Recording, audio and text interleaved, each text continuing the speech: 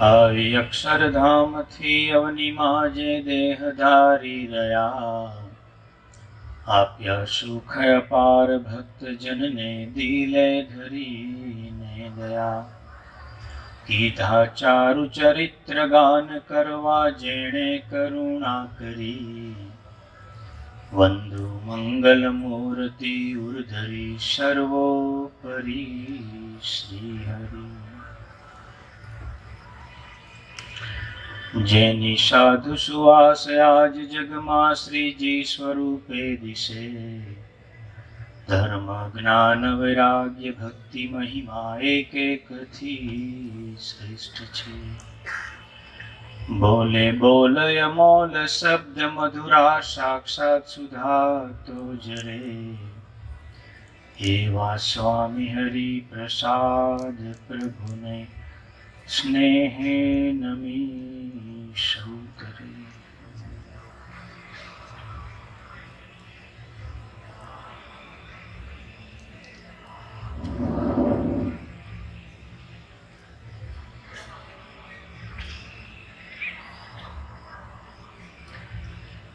સહજાનંદ સ્વામી મહારાજની જય.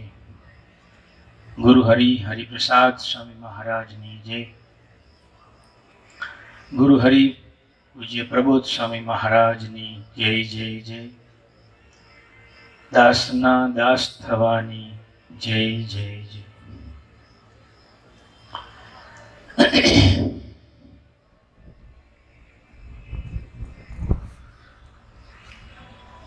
થોડા દિવસ પહેલા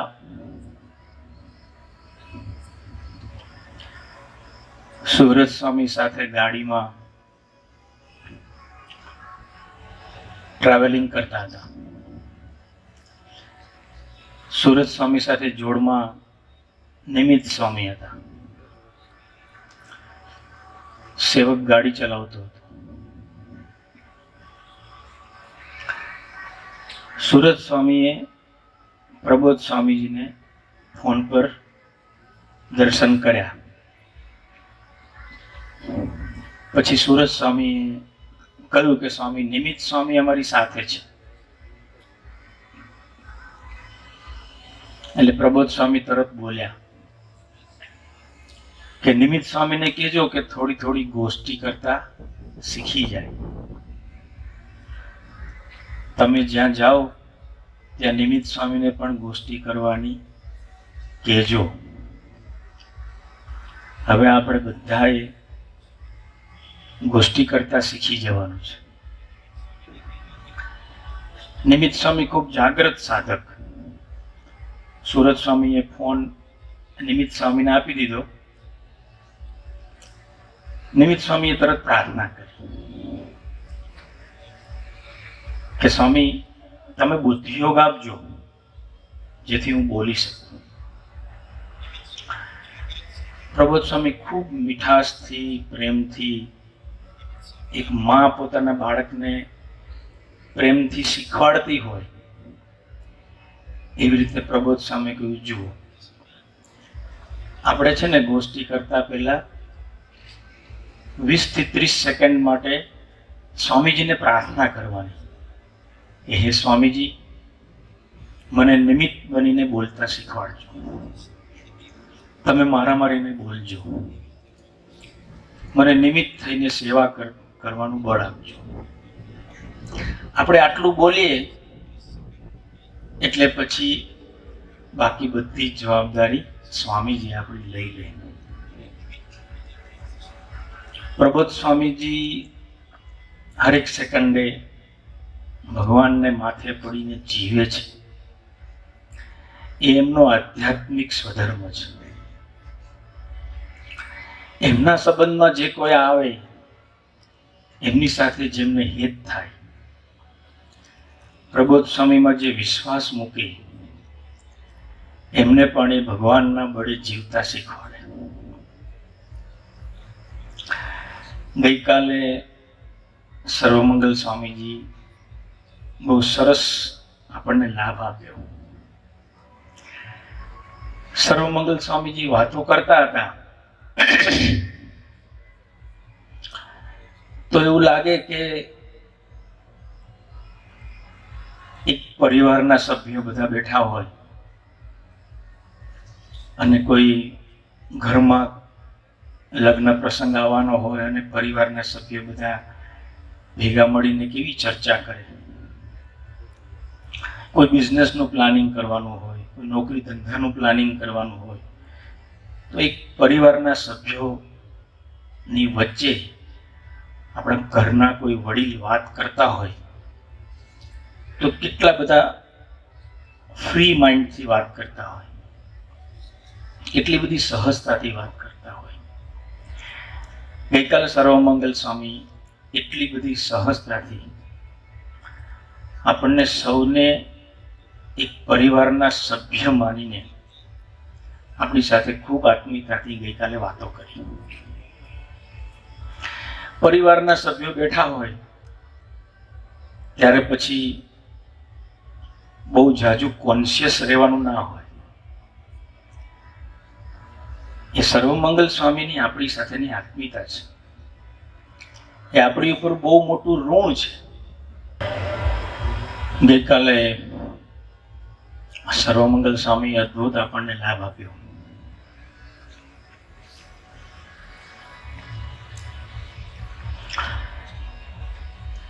સર્વમંગલ સ્વામીએ હરિધામની ધરતી પર જ્યારે અમે 9 મહિના, તમારે કોલેજમાં 6 મહિનાનું સેમિસ્ટર હોય, અમારે 9 મહિનાનું સેમિસ્ટર હતું. ત્યાં બેઠા બેઠા પણ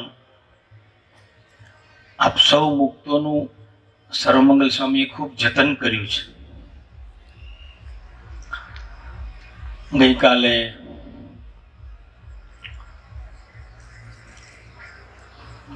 ગુરુ હરિપ્રબોધ સ્વામીજીની વિચરણની યાત્રાને ગુણાતીત 369 પર જોતો હતો. ગુરુ હરિપ્રબોધ સ્વામીજી અત્યારે રાજકોટ, સૌરાષ્ટ્ર, જુનાગઢ, માણાવદર એ તરફ વિચરણમાં પધાર્યા છે.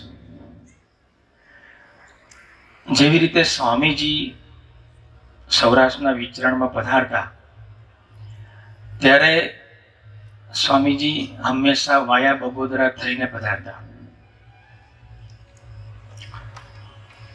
સ્વામીજીને બાથરૂમ લાગી ના હોય તો પણ એવું કહેતા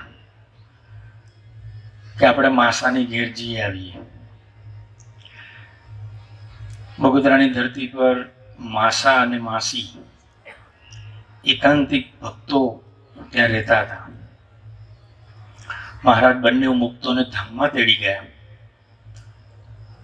પણ ભગવાન તો પોતાના એકાંતિક ભક્તોને માટે જ વિચરણ કરતા હોય. એવી જ રીતે અત્યારે બગોદરાની ધરતી પર ડાભી સાહેબના દીકરા વિરાટભાઈ અને ઘનશ્યામભાઈ, એ બંને ભાઈઓએ ત્યાં સરસ મકાન બનાવ્યું છે. પ્રબોધ સ્વામીજી વિરાટભાઈના ઘરે ત્યાં પધાર્યા, એમને લાભ આપ્યો. ત્યાર પછી પ્રબોધ સ્વામીજી રાજકોટ પધાર્યા.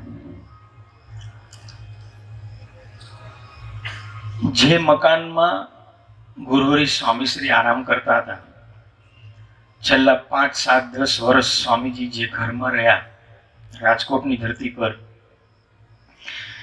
એ રાજાભાઈના ઘરે જ પ્રબોધ સ્વામી પધાર્યા. સ્વામીજી એ સાક્ષાત પુરુષોત્તમ નારાયણનું સ્વરૂપ.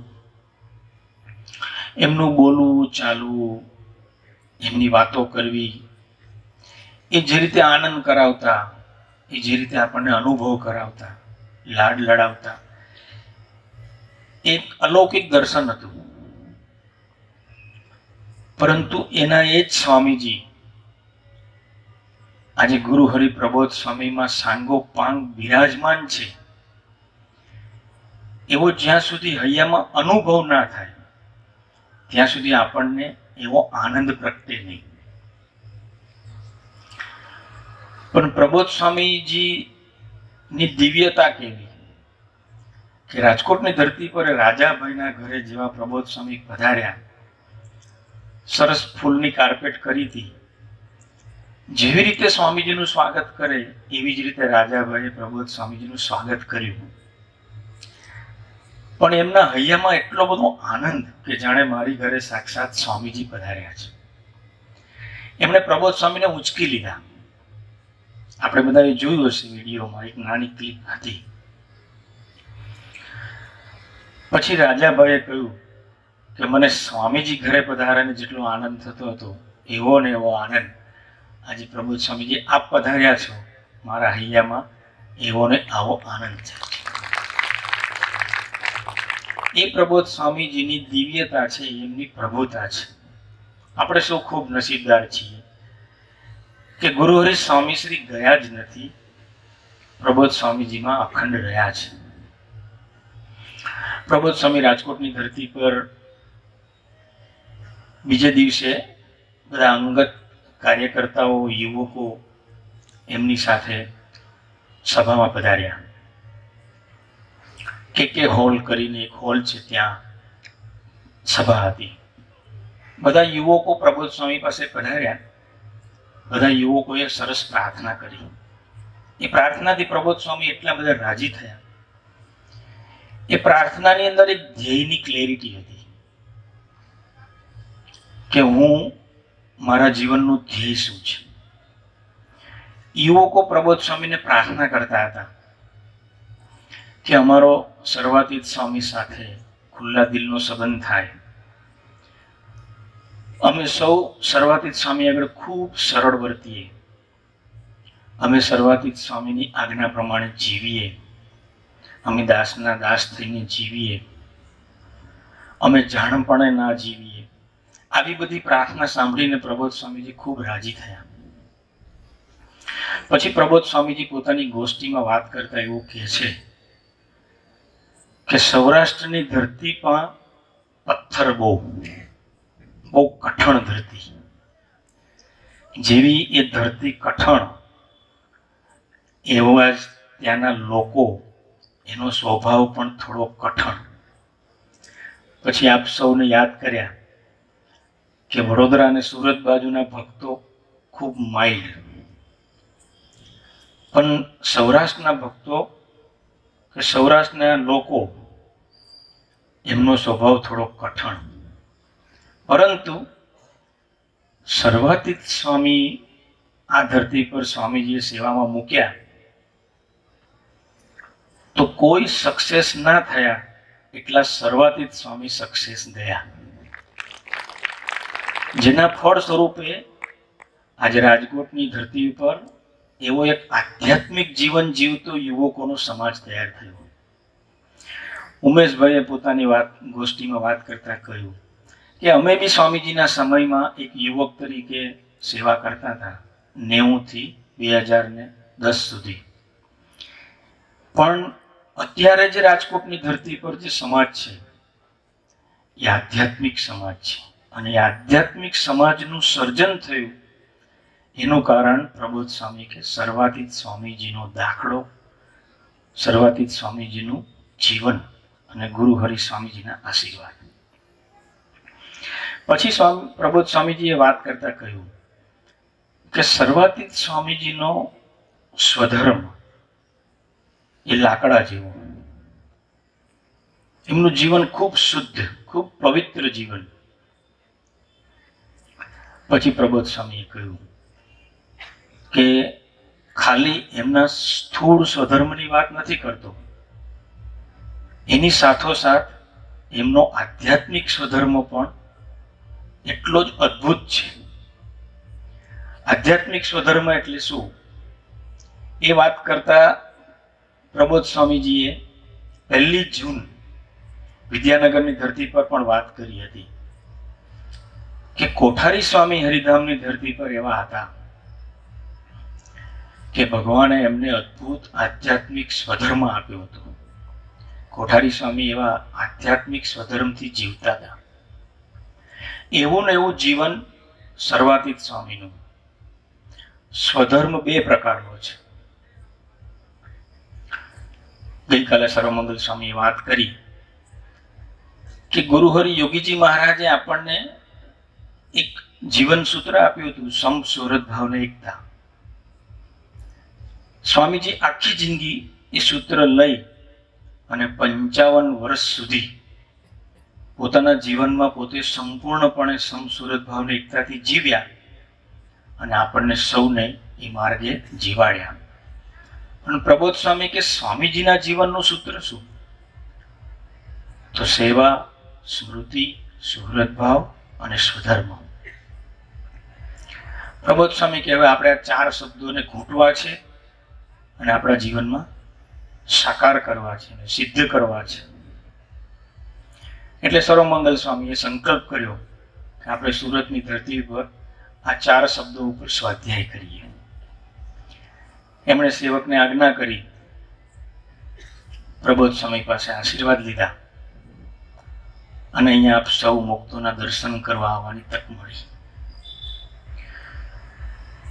સ્વધર્મ એટલે સ્વનો ધર્મ. સ્વ એટલે પ્રાણેશ, એ પણ સ્વ છે. મને કોઈ પૂછે તમારું નામ શું, તો હું કહીશ પ્રાણેશ. પણ સ્વામીજીએ વર્ષો પહેલા કેનેડાની ધરતી પર ગોષ્ઠી કરી હતી અને ગોષ્ઠીમાં સ્વામીજી એવું બોલ્યા કે તમને જેમ મનાય છે કે હું પ્રાણેશ છું એ કેટલું સત્ય છે. સવારથી સાંજ સુધી આપણે 24 કલાક પોતાની જાતના આકારે હોઈએ છીએ કે હું એટલે પ્રાણેશ, હું એટલે પટેલ, હું એટલે વિદ્યાર્થી, હું એટલે પ્રોફેસર, હું એટલે બિઝનેસમેન, હું પુરુષ, મારી અંદર આટલા ગુણ. પણ સ્વામીજી કે એના કરતા કરોડ ગણું સત્ય છે કે હું પ્રાણેશ નથી, પણ હું આત્મા છું.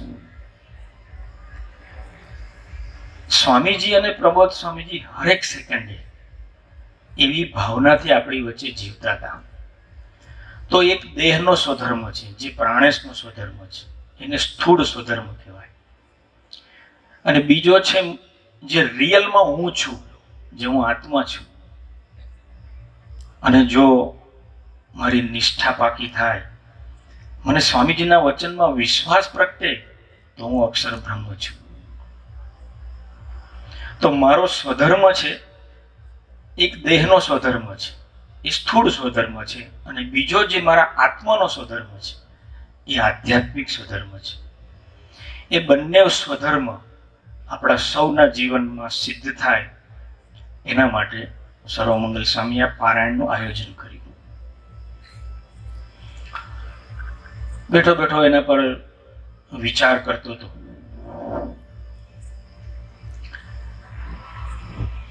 કે ભગવાન સ્વામિનારાયણ આ ધરતી પર પધાર્યા, એ તો ભગવાનનું ભવ્ય સ્વરૂપ હતું. એમણે હરેક સેકન્ડે પોતે એવા શુદ્ધ સ્વધર્મથી જીવ્યા.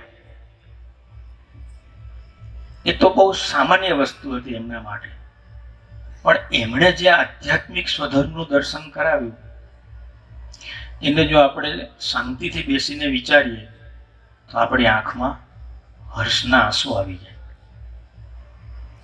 ભગવાન સ્વામિનારાયણ પોતે આ ધરતી પર પધાર્યા હતા આપણા સૌના આત્માને પોતાની મૂર્તિના સુખે સુખ્યા કરવા માટે. આ એમના જીવનનો સંકલ્પ હતો. પણ એ ભગવાન સ્વામિનારાયણ આ ધરતી પર આવતા પહેલા એક વખત મેં સ્વામીજીને પ્રશ્ન પૂછ્યો હતો કે સ્વામીજી, વચનામૃતમાં, ગુણાત્યાન સ્વામીની વાતોમાં, આપની ગોષ્ઠીમાં ઘણી બધી જગ્યાએ એવી વાત આવી છે કે આપણે ભગવાનને સાકાર માનવા, ભગવાનને નિરાકાર માનવા નહીં. તો મેં કીધું સ્વામી, ભગવાન સ્વામિનારાયણ તો સર્વોપરી હતા. આ ધરતી પર નિરાકાર સંપ્રદાય કે નિરાકારવાદનો જન્મ જ ન થવા દીધો હોત તો આપણે નિરાકાર માનવાનો પ્રશ્ન જ ન થાય ને. બુદ્ધિ છે એટલે વિચાર આવ્યો. સ્વામીજીને પ્રશ્ન પૂછ્યો કે ભગવાન સ્વામિનારાયણે પોતાના આ ધરતી પર પ્રગટ થતા પહેલા આ ધરતી પર બીજી બધી જ જે પ્રણાલિકા છે એનો જન્મ સાથી થયો. ત્યારે સ્વામીજી બહુ સરસ વાત સમજાવતા મને કહેલું કે ભગવાન સ્વામિનારાયણ જે વાત આ ધરતી પર લઈને આવ્યા હતા, એમને જે આ વાત ધરતી પર મૂકવી હતી, એના માટે એક પ્લેટફોર્મ જોઈએ, એના માટે એક બેઝ જોઈએ.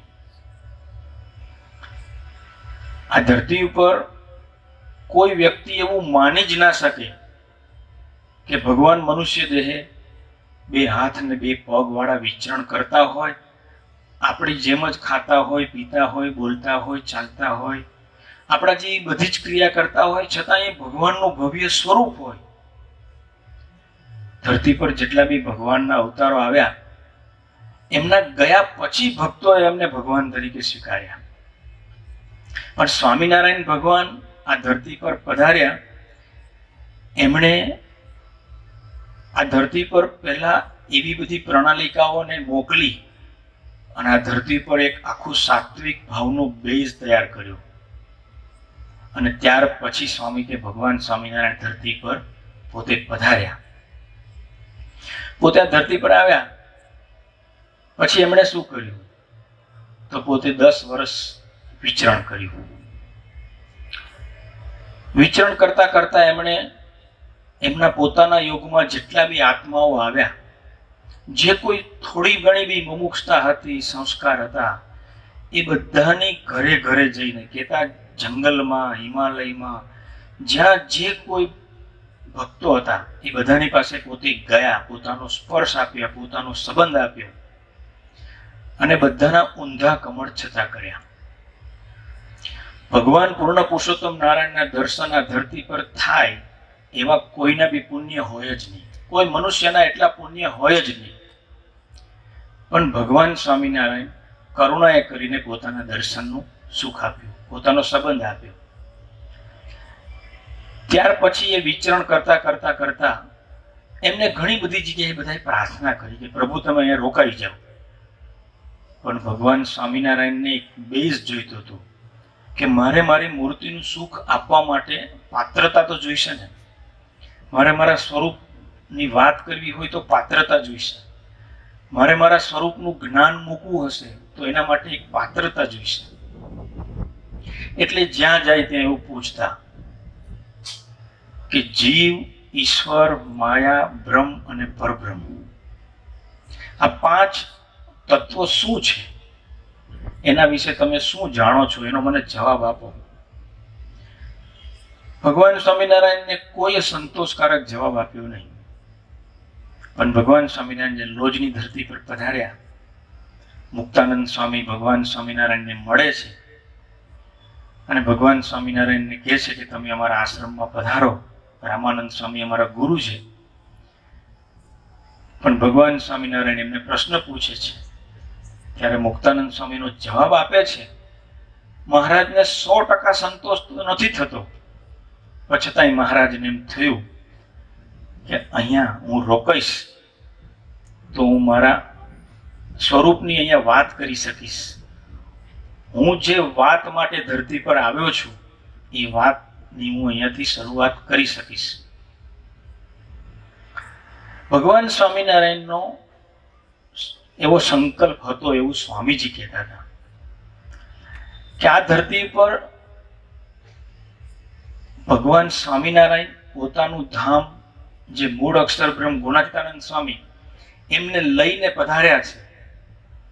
એમના જેવા થઈ અને જો કોઈ પુરુષોત્તમની ભક્તિ કરે તો એ જીવ અક્ષરધામનો અધિકારી થાય, કેતા એનું પરમ કલ્યાણ થાય, કેતા એનું આત્યંતિક મોક્ષ થાય, એને ફરી આ પૃથ્વી પર આવવું પડે નહીં.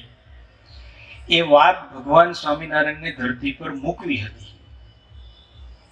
પણ સ્વામીજી કે જે સમાજ યોગમાં આવ્યો એ સમાજને ભગવાન સ્વામિનારાયણ પૂર્ણ પુરુષોત્તમ નારાયણનું સ્વરૂપ છે એ વાત જ બેસતી નહોતી. એ તો ઠીક છે, પણ મહારાજે અમદાવાદના 7ના વચનામૃતમાં એવું કહ્યું કે અમે અમારા ગુરુ રામાનંદ સ્વામીને પહેલી વખત પીપલાણામાં મળ્યા ત્યારે અમે પૂછ્યું કે તમે આધુનિક ભગવાન છો કે સનાતન ભગવાન છો? આધુનિક ભગવાન એટલે તપશ્ચર્યા કરીને, સાધન કરીને, આશીર્વાદ પ્રાપ્ત કરીને જે ભગવાનનું સ્વરૂપ થાય એને આધુનિક ભગવાન કહેવાય. અને જે પ્રત્યા હોય તે દિવસથી જ ભગવાન હોય, જેને કોઈ સાધનની જરૂર ના હોય, એને સનાતન ભગવાન કહેવાય. મહારાજ કે અમે અમારા ગુરુ રામાનંદ સ્વામીને પ્રશ્ન પૂછ્યો તો એમણે જવાબ નહીં આપ્યો, પણ મહારાજે અપેક્ષા નહીં રાખી, ભૂલી ગયા. પછી જ્યારે 69 કાળમાં ભગવાન સ્વામિનારાયણ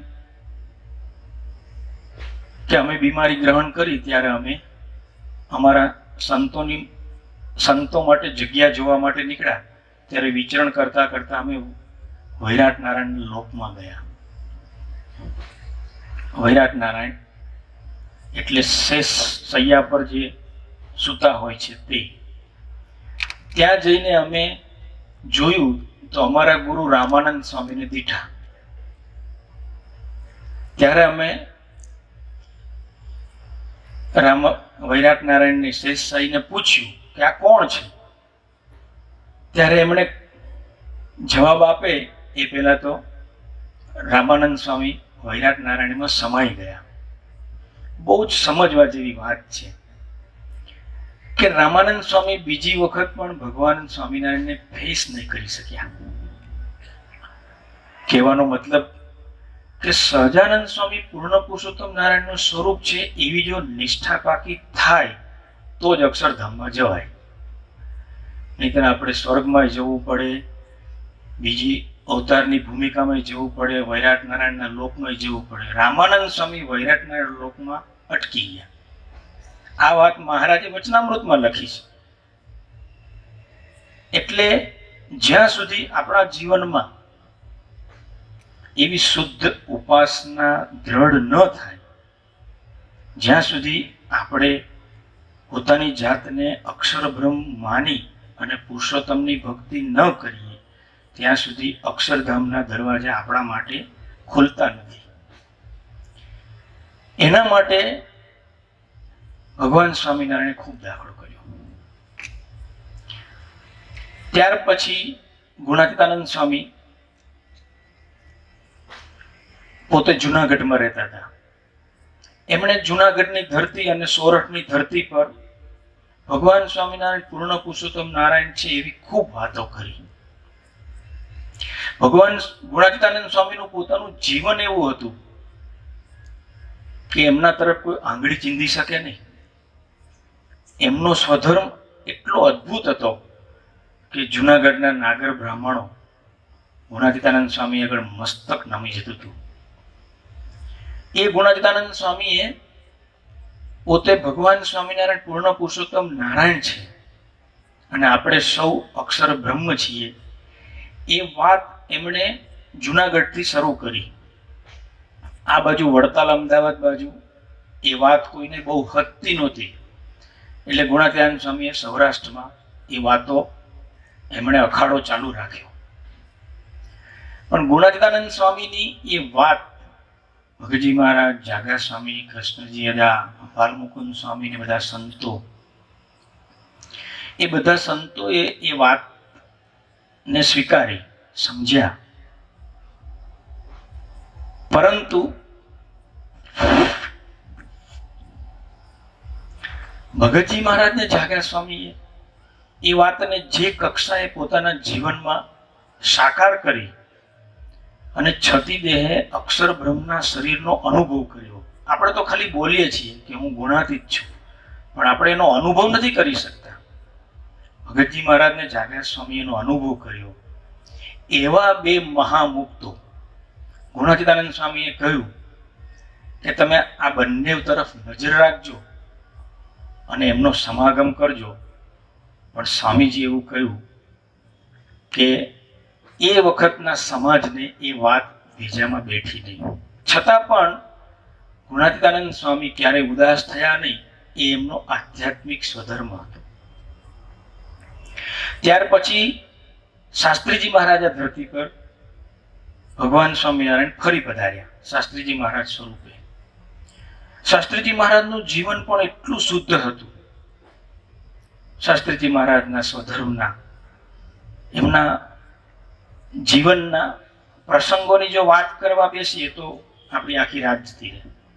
પણ એમનું શુદ્ધ જીવન એટલું અદ્ભુત હતું, એમનો સ્વધર્મ એટલો સરસ હતો કે વડતાલની ધરતી પર શાસ્ત્રીજી મહારાજ અક્ષર પુરુષોત્તમની વાત કરતા હતા, છતાં પણ ત્યાંના કોઠારીને શાસ્ત્રીજી મહારાજ ખૂબ ગમતા હતા, કારણ કે એમનો સ્વધર્મ ખૂબ સરસ હતો. શાસ્ત્રીજી મહારાજ ને જ્યારે ભગતજી મહારાજે કહ્યું હતું કે આપણે વડતાલની ધરતી છોડવાની નહીં, પરંતુ જ્યારે વાતાવરણ એવું ગમગીન થયું અને કૃષ્ણજી દાદાએ કહ્યું કે હવે મારામાં રહીને તો ભગતજી મહારાજ બોલે છે તમે અક્ષર અને પુરુષોત્તમ માટે હવે તમે વડતાલની ધરતી છોડી દો. શાસ્ત્રીજી મહારાજે જ્યારે વડતાલની ધરતી છોડી ત્યારે શાસ્ત્રી મહારાજની સાથે ખાલી 6 મુક્તો હતા.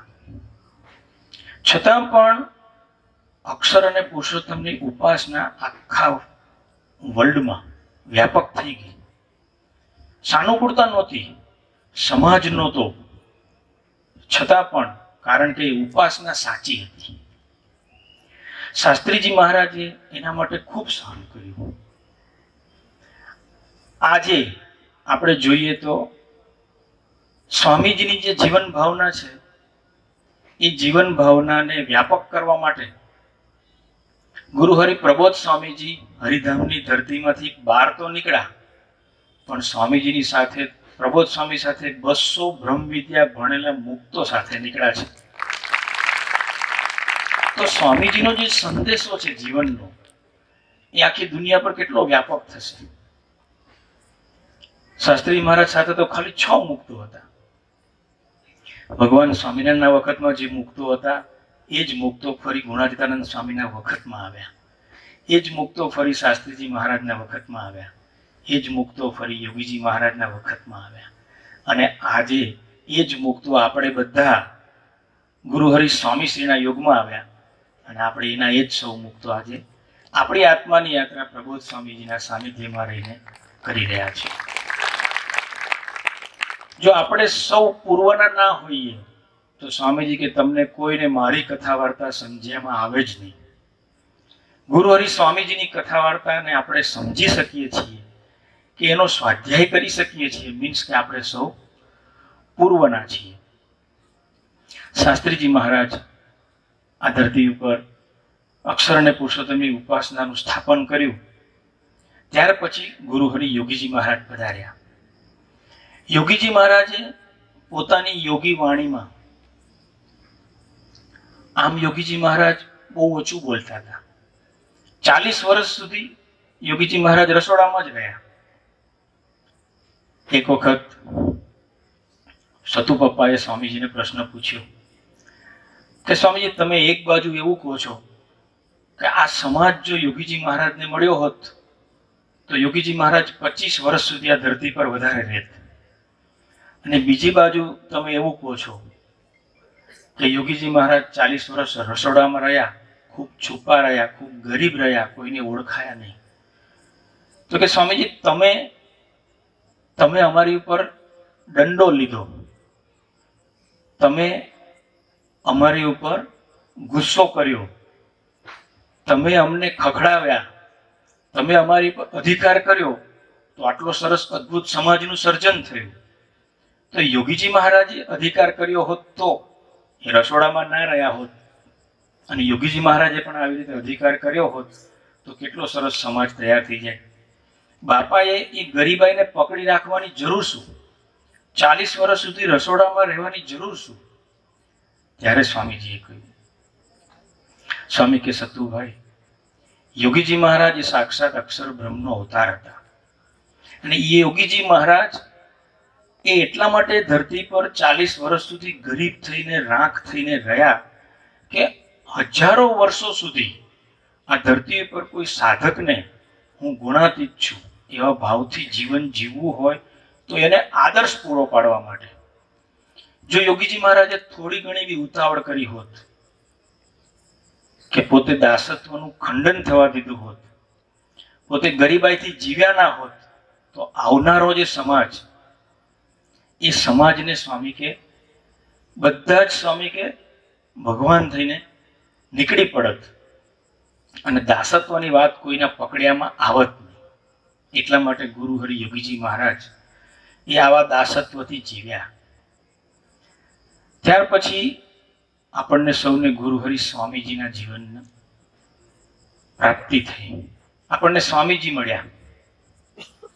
સ્વામીજી પોતે યુવકમાં હતા ત્યારથી જ આપણને ખબર છે. સ્વામીજી કાયમ એવું કહે કે સ્ત્રી તત્વ શું છે એ મને ખબર જ નથી. મારા જીવનમાં કોઈ સ્ત્રી નામનું તત્વ હતું જ નહીં. યોગીજી મહારાજ નહોતા મળ્યા ત્યારે પણ સ્વામીશ્રી એવા શુદ્ધ સ્વધર્મથી જીવતા હતા. સ્વામીજીના યોગીજી મહારાજના યોગમાં આવ્યા પછી પણ પોતે એવા શુદ્ધ સ્વધર્મથી જીવ્યા. સ્વામીજીના જીવનના બે પાસાનું દર્શન કરીએ તો એક છે સ્વામીજીનો સ્થૂળ સ્વધર્મ, જેના આપણને ઘણા બધા પ્રસંગોની ખબર છે, અને બીજું છે સ્વામીજીનો આધ્યાત્મિક સ્વધર્મ. ગુરુ હરિ સ્વામીજીનો આધ્યાત્મિક સ્વધર્મ શું? તો સ્વામીજી જ્યારે યોગી મહારાજની સાથે સાધુ થઈને સંસ્થામાં રહેતા હતા ત્યારે અક્ષર પુરુષોત્તમ સંસ્થાની અંદર એક સમાજ હર્ષદભાઈના હેતવાળો, એક સમાજ દાદુ કાકાના હેતવાળો, સંતોની અંદર પણ એક સમાજ દાદુ કાકાના હેતવાળા સંતો અને બીજા સંતો હર્ષદભાઈના હેતવાળા, બધાએ યોગી મહારાજ પાસે દીક્ષા લીધી. પણ બંને ગ્રુપની વચ્ચે નાની મોટી અથડામણ થતી હતી. મહંત સ્વામી લીડર હતા. મહંત સ્વામીએ સ્વામીજીને આજ્ઞા કરી કે તમે ખૂબ સમજદાર છો, તમે મેચ્યોર છો, તમે આ બધાને સંભાળી શકો એવી તમારી ક્ષમતા છે, તો મારી તમને રિક્વેસ્ટ છે કે તમે આ 39 સંતોને લઈ અને સોખડા નીકળી જાઓ. યોગીજી મહારાજની આજ્ઞા હતી કે મહંત સ્વામીની આજ્ઞામાં રહેવું. સ્વામીજીનો એ આધ્યાત્મિક સ્વધર્મ. સ્વામીજી કશું જ ના વિચાર્યું કે ત્યાં ગયા પછી અમારું શું થશે. પોતાના ગુરુ યોગીજી મહારાજ ધરતી પર પ્રગટ હતા, છતાં પણ સ્વામીજીએ મહંત સ્વામીની આજ્ઞાથી પોતે નીચે ઉતરી ગયા.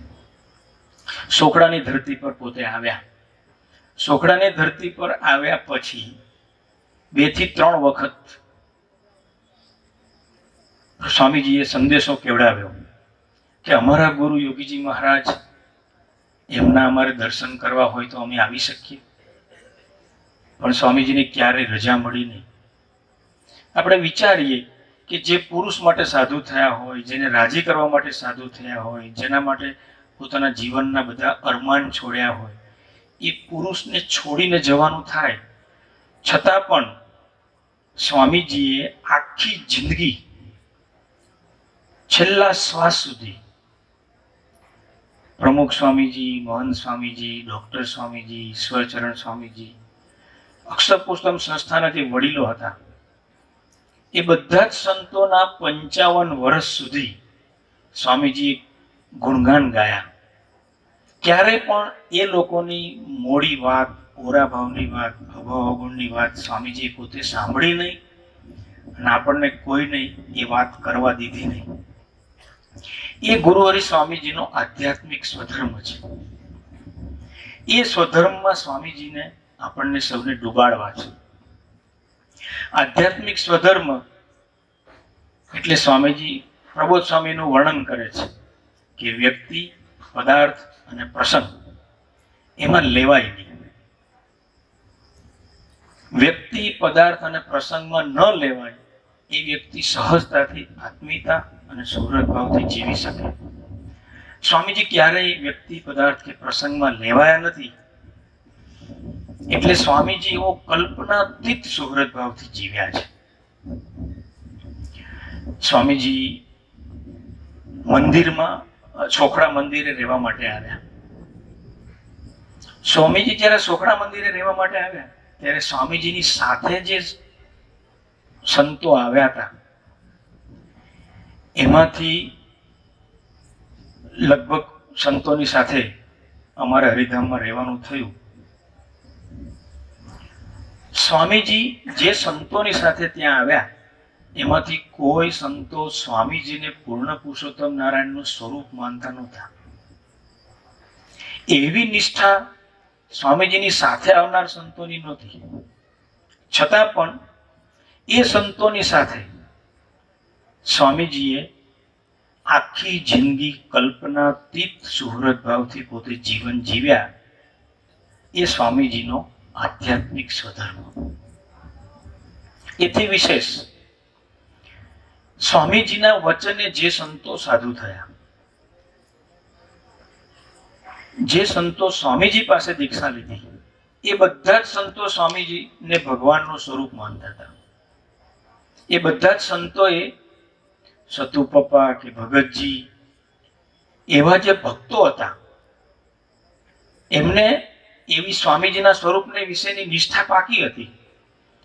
એટલે એ બધા જે સંતોએ સ્વામીજી પાસે દીક્ષા લીધી હતી એ બધા જ સંતો સ્વામીજીને ભગવાનનું સ્વરૂપ માનતા હતા. એ સંતોને આખી જિંદગી સ્વામીજીએ પોતાના પ્રેમથી, પોતાની કરુણાથી, પોતાના સુહૃદ ભાવથી ક્યારેય એ બધા સંતોને સ્વામીજી એવી રીતે સાચવ્યા કે ક્યારેય એ સંતો થકી, અક્ષર પુરુષોત્તમ સંસ્થાના સંતો કે જે સંતોને સ્વામીજીને વિશે એવો ભગવાનપણાનો ભાવ નહોતો, એમની સાથેના સુહૃદ ભાવનું સ્વામીજી ક્યારેય ખંડન થવા ન દીધું. એ સ્વામીજીનો કલ્પનાતીત આધ્યાત્મિક સ્વધર્મ છે. ગુરુહરિ સ્વામીજીએ એના માટે ખૂબ સહન કર્યું અને છેલ્લે ગુરુહરિ સ્વામીજી આપણને સૌને પ્રબોધ સ્વામીની ભેટ આપી. જ્યારે પ્રબોધ સ્વામીજીને સ્વામીજીએ દીક્ષા આપી એ પહેલા 1971માં 23મી જાન્યુઆરીએ યોગીજી મહારાજે દેહ મૂક્યો. યોગીજી મહારાજે દેહ મૂક્યો અને એક જ અઠવાડિયા પછી સતુ પપ્પાએ સ્વામીજીને પ્રશ્ન પૂછ્યો કે સ્વામીજી, અમને યોગીજી મહારાજના દર્શન આ ધરતી પર ફરી થશે? આપણે વિચાર કરીએ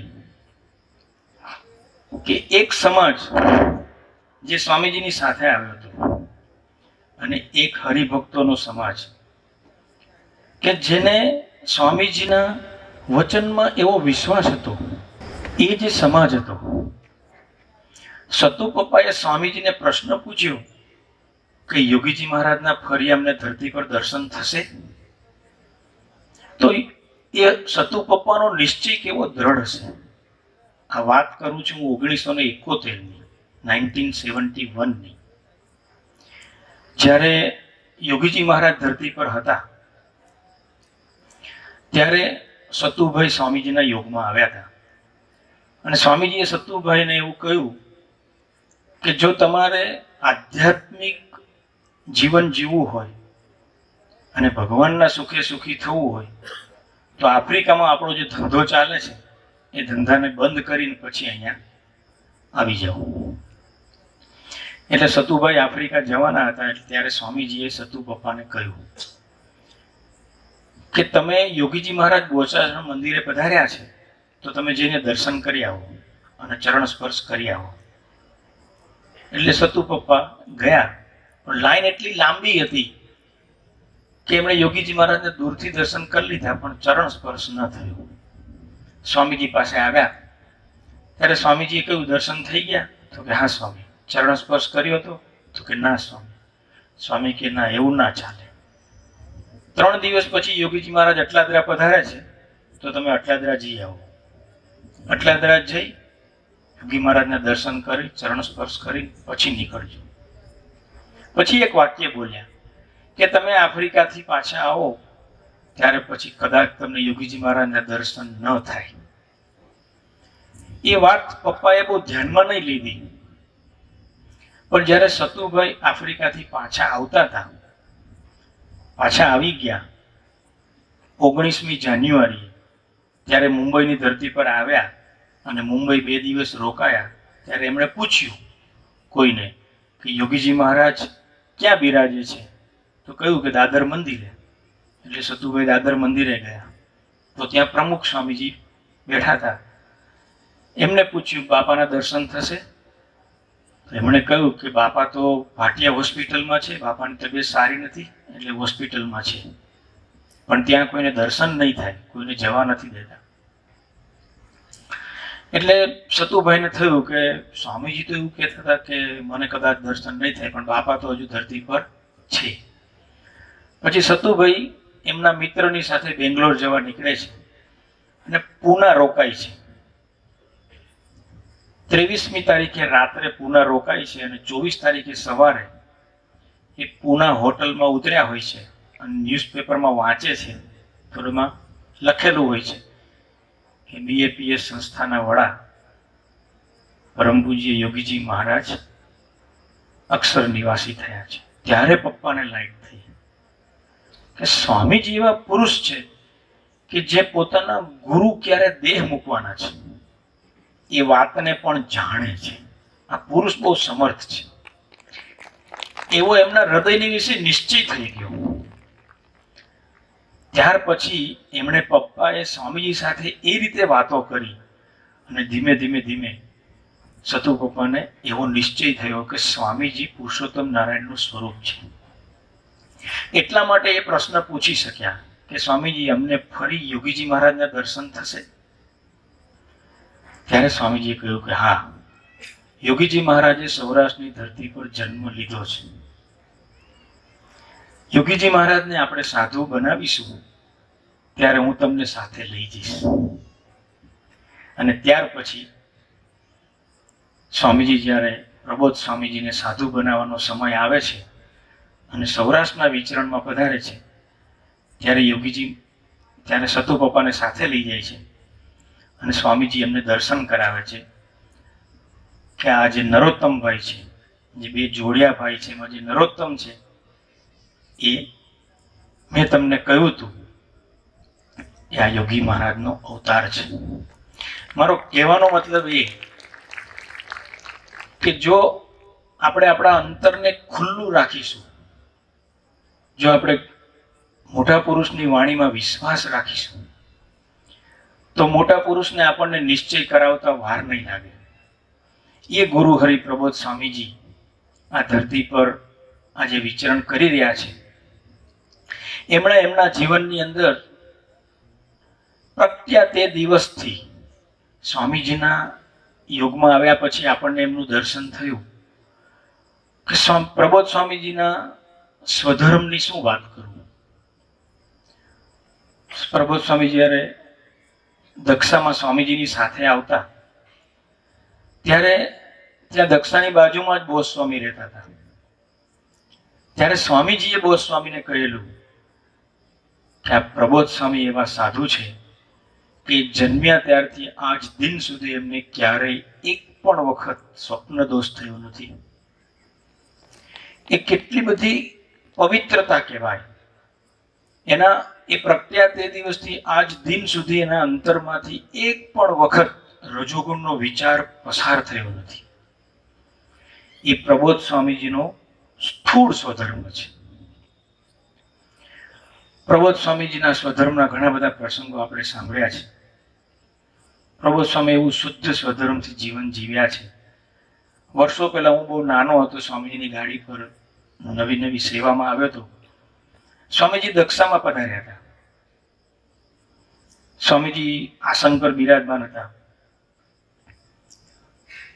સેવક બાજુમાં બેઠો હતો અને દૂર બહેનો બેઠા હતા. એમાંથી એક બેને એક નાની ચિઠ્ઠી લખી અને ચિઠ્ઠીની અંદર ખાલી 4 જ લીટી લખી હતી કે સ્વામીજી માટે નવા ઓશિકાના કવર બનાવવાના છે, કેટલા બનાવવાના છે, કેટલા તકિયા કે ઓશિકાના કવર બનાવવાના છે વગેરે એ ટાઈપનું લખ્યું હતું. એક બેને ચિઠ્ઠી લખી, પછી એમણે મને બૂમ પાડી એટલે હું એમની નજીક ગયો. એ વડીલ હતા, એ બેન આપણા સાધક બેન, ભગવાન બચતા બેન હતા. એમણે એ કાગળ મને આપ્યો. કાગળ ખુલ્લો જ હતો. મેં એને આમ બંધ કરીને કાગળ લઈને મને એમણે કહ્યું કે આ પ્રબોધ સ્વામીજીને આપી દેજો. સ્વામીજી ફોન પર હતા એટલે હું પ્રબોધ સ્વામીની બાજુમાં જઈને મેં એમને કાગળ થયું. પ્રબોધ સ્વામી કાગળ અડ્યા નહીં. મને કે કોનો છે, કોનો કાગળ છે? એટલે મેં કહ્યું કે બહેનોએ આપ્યો છે. પ્રબોધ સ્વામી કે ફાડી નાખ, તને ખબર છે ને હું બહેનોનો પત્ર વાંચતો નથી.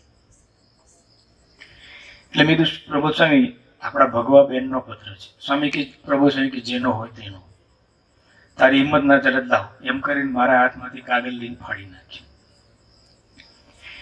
સામે ભગવાન બચતા બેન હતા, પણ એમણે ક્યારેક કોઈની મોહબત રાખી નથી. એમની નજર કેવળ સ્વામીજીના જીવન તરફ હતી કે મારે એક સ્વામીજીને રાજી કરવા છે. એવા એક ટોપ સ્વધર્મથી જીવન જીવતા હતા. નેત્રંગની ધરતી પર પ્રબોધ સ્વામી જ્યારે સેવામાં પધાર્યા ત્યારે આપણા ભગવા બહેનો, એમાં કોઈ લીડર જેવા બેન એ ત્યાં ગયા હશે. એમને પ્રબોધ સ્વામીના જીવનની ખબર હતી કે પ્રબોધ સ્વામી ક્યારેય પોતાના સ્વધર્મનો લોપ કરીને ક્યારેય કોઈ પદાર્થ કે કોઈ વસ્તુ પોતે વસાવશે નહીં. એટલે એમણે સેવક થ્રુ કેવડાવ્યું કે અમે સુરત જઈએ છીએ તો પ્રબોધ સ્વામીને મંદિર માટે કંઈ જોઈતું હોય તો અમને લિસ્ટ બનાવીને આપે તો અમે રિટર્નમાં લેતા આવીશું અને નેત્રંગ મંદિરમાં ગોઠવી દઈશું. ત્યારે પ્રબોધ સ્વામીએ કહ્યું કે એ બેનને એવું કહેજો કે તમે રસોડામાં જઈને જોઈ આવો, રૂમમાં જઈને જોઈ આવો, જે ખૂટતું હોય અને એમને યોગ્ય લાગે એ લાવીને ગોઠવી દે. અમને તો કોઠારી સ્વામી અને સ્વામીજીએ જે પરિસ્થિતિમાં રાખ્યા છે એ પરિસ્થિતિમાં અમે જીવી લઈશું. એક ભગવાન બચતા બેન હોય જેના હૃદયમાં આવી એક સરસ ભાવના હોય, એ વ્યક્તિની પણ મોહબત નહીં, એના દિલમાં બેસવાનો પણ રણકાર નહીં. એ અક્ષરધામનો સ્વધર્મ છે. પેલા બેન ખૂબ સમજદાર હતા. એ સુરતથી બધી વસ્તુઓ લઈ ગયા અને ત્યાં બધું ગોઠવી દીધું અને નીકળતા હતા ત્યારે એમણે પ્રાર્થના કરી કે જો પ્રબોધ સ્વામી મંદિરે દર્શન કરવા માટે એક થોડી વાર માટે પધારે તો અમને દૂરથી દર્શન થઈ જાય, તો તમે પ્રબોધ સ્વામીને પ્રાર્થના કરશો? પેલા સેવકીજીને પ્રબોધ સ્વામીને પ્રાર્થના કરી ત્યારે પ્રબોધ સ્વામી બોલ્યા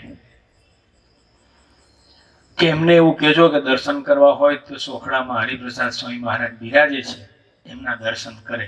અમે તો સેવક છીએ, અમને દર્શન દેવાનો અધિકાર નથી. આ પ્રબોધ સ્વામીનો શુદ્ધ સ્વધર્મ છે. પ્રબોધ સ્વામીજી હરિધામની ધરતી પર રહ્યા. આવા તો પ્રબોધ સ્વામીના જીવનના હજારો પ્રસંગ છે. પરંતુ એમનો જે આધ્યાત્મિક સ્વધર્મ છે, એમનો આધ્યાત્મિક સ્વધર્મ શું?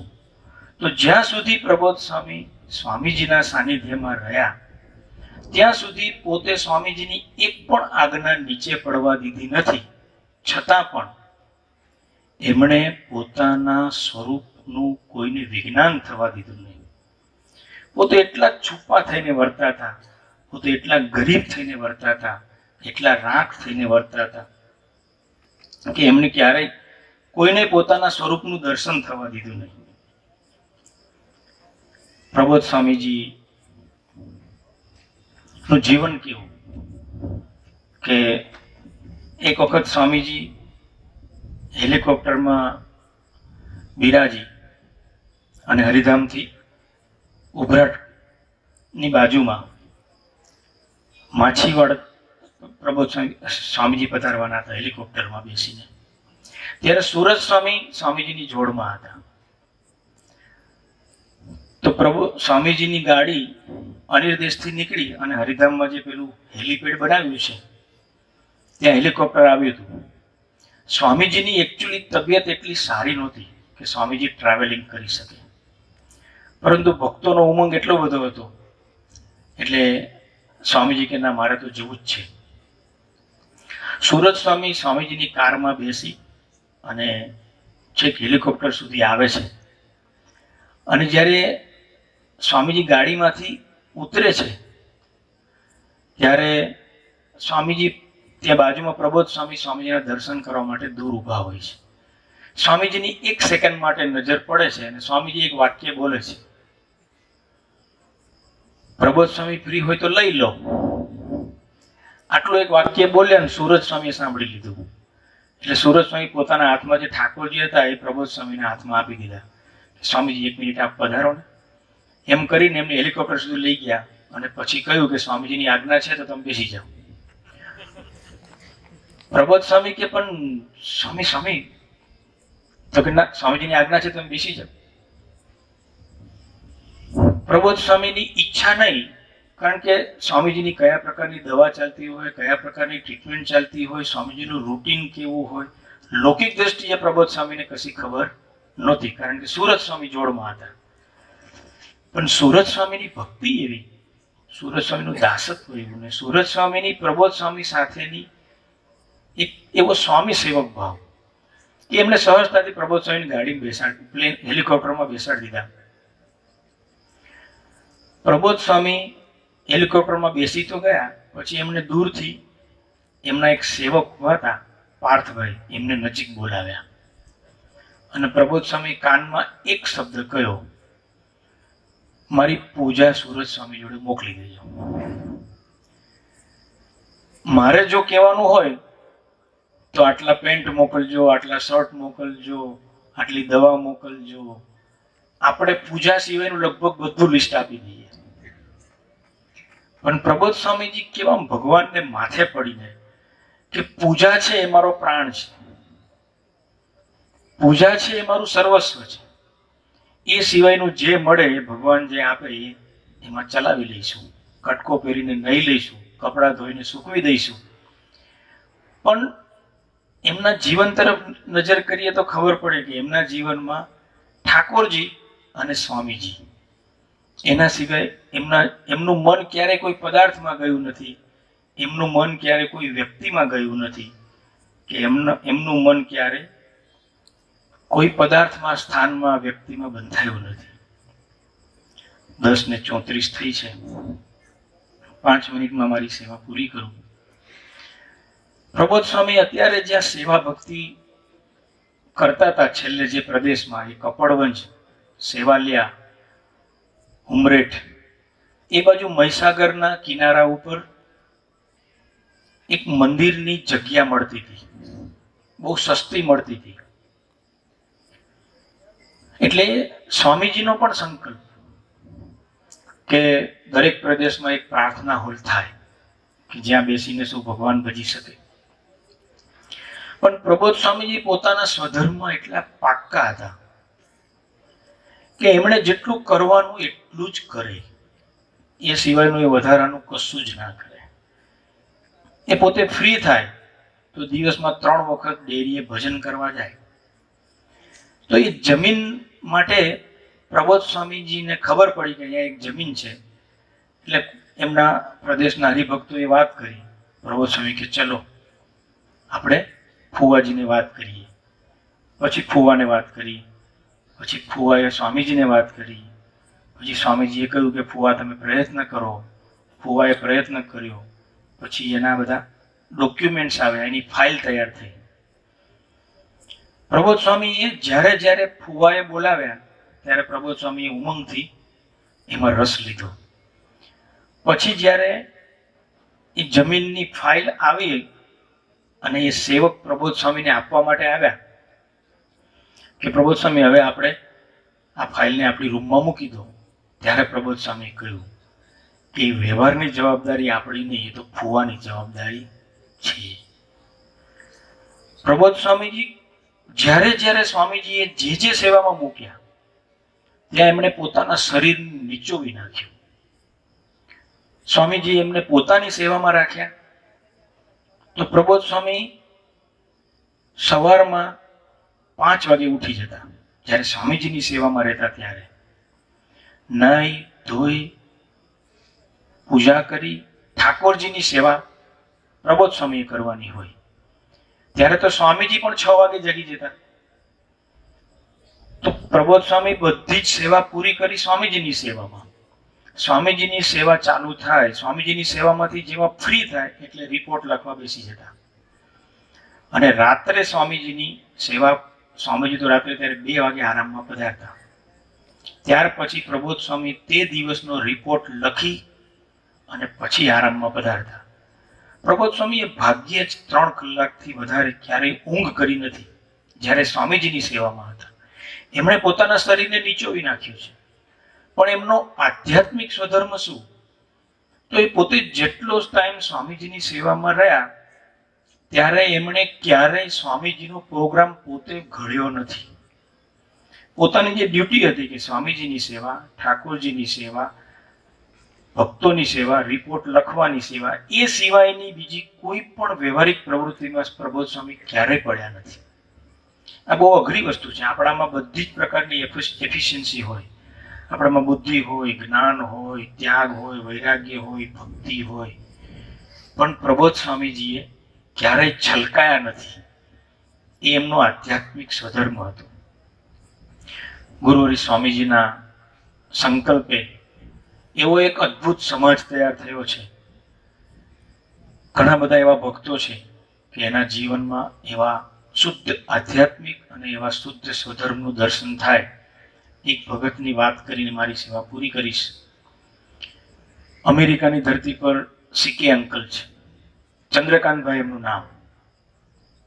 એ સિકે અંકલ અમેરિકા ગયા પછી સ્વામીજીના યોગમાં આવ્યા. પોતે સિવિલ એન્જિનિયર. સત્સંગના યોગમાં આવ્યા અને 1.5 વર્ષ પછી એમના વાઈફને બિલકુલ સત્સંગ ગમે નહીં. અને સિકે અંકલને સ્વામીજી સાથે એવી અદ્ભુત પ્રીતિ થઈ ગઈ. ઉંમર બહુ નાની, 35-37 વર્ષની ઉંમર, પણ વાઈફને સત્સંગ ગમે નહીં એટલે ખૂબ વિરોધ કરે, એક્સ્ટ્રીમ લેવલ પર. અને છેલ્લે તો એમના વાઈફે એવું કહ્યું કે તમે સત્સંગ રાખો અથવા મને રાખો. તો ત્યારે સિકે અંકલે બહુ સ્પષ્ટપણે કહી દીધું કે હું સત્સંગ નહીં છોડી શકું, તને છોડીશ. અને એમણે છૂટાછેડા લઈ લીધા. ત્યાર પછી સિકે અંકલે સ્વામીજીને પ્રાર્થના કરી કે સ્વામીજી, મારી ઉંમર આટલી છે તો હું શું કરું? સ્વામી કે ભલું થયું ભાગી જંજાળ, સુખે ભજીશું શ્રી ગોપાળ. ત્યાર પછી સિકે અંકલે સંકલ્પ કર્યો કે હવે મારે સંસારમાં જવું નથી. પછી તો પોતે સેવામાં લાગી ગયા. એમની પોતાની અમેરિકાનો જે સારામાં સારો એરિયા કહેવાય, ન્યુયોર્કની અંદર લોંગ આઇલેન્ડ, એ એરિયામાં એમણે ઘર લીધું. કારણ કે એમનું રેલવે સ્ટેશન પર એક બહુ સરસ સ્ટોર હતો, ખૂબ ચાલતો હતો સ્ટોર, ઇન્કમ બહુ સારી હતી. પણ સ્વામીજીએ શું કર્યું કે જેટલા બી ગરીબ હરિભક્તોના છોકરા અહીંયાથી અમેરિકા જાય તો સ્વામીજી એવું કે ચંદ્રકાંત, આ 2 દીકરાઓને આપણે સ્ટોરમાં રાખવાના છે. સ્વામીજી એવું ના પૂછે કે જરૂર છે, આ 2 દીકરાઓને સ્ટોરમાં રાખવાના છે. સિકે અંકલ એટલું કે હા સ્વામીજી. સ્ટોરમાં જોબ કરવાની અને સિકે અંકલના ઘરે રહેવાનું. બીજા 2 યુવકો આવે, ઘણા તો એવા હસબન્ડ વાઈફ આવ્યા તો સિકે અંકલ પોતાની બેડરૂમ આપી દીધી. પછી બીજું એક કપલ સત્સંગીનું આવ્યું. સ્વામીજી કે ચંદ્રકાંતને ત્યાં પહોંચી જાઓ, ત્યાં તમારું નોકરીનું ગોઠવાઈ જશે. તે બધાની 2-2 કલાકની ડ્યુટી સ્ટોર પર અને બધાનો પગાર 8-8 કલાકનો. સિકે અંકલના ઘરમાં વારાફરતી એટ એ ટાઈમ 10 થી 12 મુક્તો તો હોય જ, પણ 36 મુક્તોને સીકે અંકલે પોતાના ઘરમાં રાખ્યા, એ લોકોને સેટ કર્યા, એ લોકોને સારી નોકરી મળી, એ લોકોનું પોતાનું ઘર થયું, ત્યાં સુધી પોતાના ઘરમાં રાખ્યા. અને પોતે ક્યારેય બેડરૂમનો ઉપયોગ ના કરે. પોતે બહાર જે ગેલેરી જેવું હતું એમાં એક આવો સોફો હતો ને સોફા પર સૂઈ જાય. ભગવાને એમને કેવા સુખ્યા કરી દીધા કે આ બધા ભક્તોની સેવા પૂરી થઈ એટલે સ્વામીજી એમને કહ્યું કે ચંદ્રકાંત, હવે આપણે સ્ટોર કાઢી નાખો. તો કે હા સ્વામી. હવે આપણે ઘર કાઢી નાખો. તો કે હા સ્વામી. સ્વામી કે જે પૈસા આવ્યા હરિધામ મોકલી દો. તો કે હા સ્વામી. પછી સ્વામીજી એવું બોલ્યા કે આ ભક્તિ આશ્રમની જે દિવાલો છે ને એમાં મારો ચંદ્રકાંત ચણાઈ ગયો છે. એ સીકે અંકલને પછી તો પારસીપની મંદિરે રહેવા આવી ગયા. ઘર નહીં, સ્ટોર નહીં, કશું જ નહીં. એક ગાડી હતી પોતાની. સીકે અંકલ ગાડી લઈને આવી ગયા. પછી એક સત્સંગી હરિભગત એમના વાઈફને કઈ બહાર જવાનું હશે ને એમની સેવામાં ગાડી લઈને જવાનું થયું. સીકે અંકલ 2 દિવસ એમની સાથે ગાડી ચલાવી, પણ સીકે અંકલનો સ્વધર્મ અને એમનું જીવન એટલું ટોપ હતું, એમણે 2 દિવસમાં એક વખત પોતાની આંખ પેલા બેનને આપી નહીં.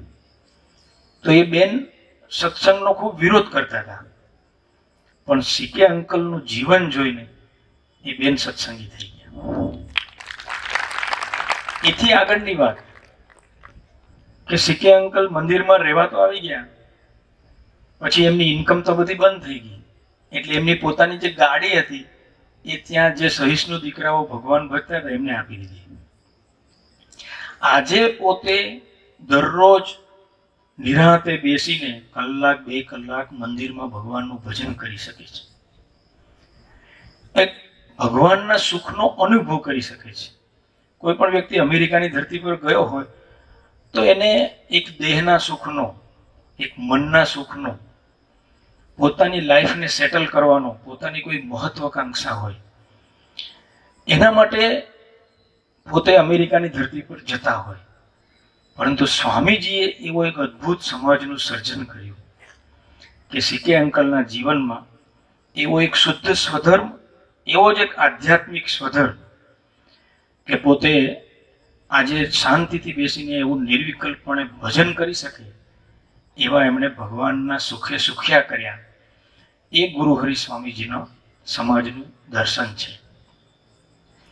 તો આજના શુભ અને મંગલકારી દિવસે સ્વામીજીના ચરણોમાં, ગુરુહરિ પ્રબોધ સ્વામીના ચરણોમાં એટલી પ્રાર્થના કરીએ કે હે સ્વામીજી, આપે ખૂબ સહન કર્યું. આપ એવું શુદ્ધ સ્વધર્મથી જીવીને ગયા. આપ એવું અદ્ભુત આધ્યાત્મિક સ્વધર્મ એટલે કે ટોપ કક્ષાના સુહૃદ ભાવથી જીવીને ગયા. ગુરુહરિ પ્રબોધ સ્વામીજી એવા ટોપ કક્ષાના સ્વધર્મથી જીવી રહ્યા છે અને એવા અદ્ભુત આધ્યાત્મિક સ્વધર્મ એટલે કે એવા અદ્ભુત સુહૃદ ભાવથી જીવન જીવી રહ્યા છો. તો આપે એવું કહ્યું છે કે તમે ખાલી મારા જીવનનો વિચાર કરજો, તમે મારા જીવનમાં ડૂબ્યા રહેજો, તમે મોટા પુરુષના જીવનનો વિચાર કરજો, તો તમને હું મારા જેવા બનાવી દઈશ. સ્વામીજીના ચરણોમાં પ્રાર્થના કે હે સ્વામીજી, અમે નિરંતર આપના જીવનમાં અને પ્રબોધ સ્વામીના જીવનમાં ડૂબીને આપને ગમે છે એવા સ્વધર્મથી, એવા સુહૃદ ભાવથી જીવન જીવતા થઈએ. એ જ પ્રાર્થના સહજાનંદ સ્વામી મહારાજ.